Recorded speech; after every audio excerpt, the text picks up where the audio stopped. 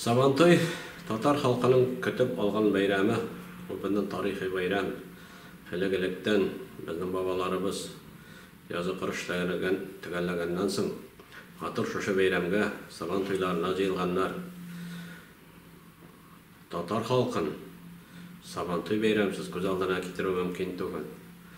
Әлбәттә, ул зур шатлык белән бәйрәм ителә, матур итеп язы кырышларын башкарганнан соң. Быел икеләтә мөмкинлек, хокук бар иде безнең бәйрәм итәргә. Чөнки узак еллар инде мин район башлыгы булып эшлим. Әле бер дә булай матур килгәне хәтерләмим мин җылның. Яңгырда вакытында җава, кояшта вакытында чыга. Игеннәрне бик куырмый да, шуңа күрә Алла бирсә исән булсак, җыеп алып булса быел уңыш көтелә басуларыбыздан.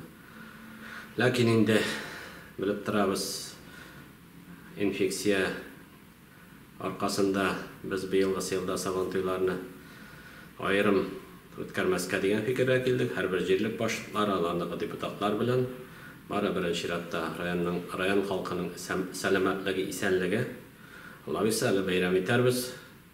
Ничек кенә булса да, уңышларны җыеп алгач булса да, ләкин барыбер бүген көндә президентыбызның указы чыкты. Шулай булгач, күңелдән ниндидер бәйрәм рухы, чын күңелдән котлыйм республика халкын, районыбыз, актанышларны, актаныш игенчеләрен шушы матур бәйрәм Сабантуйлары белән исән-имин булырга ясын, бергә булырга ясын, әле алдагы елларда гөрләтеп Сабантуйларын бәйрәм итәргә ясын.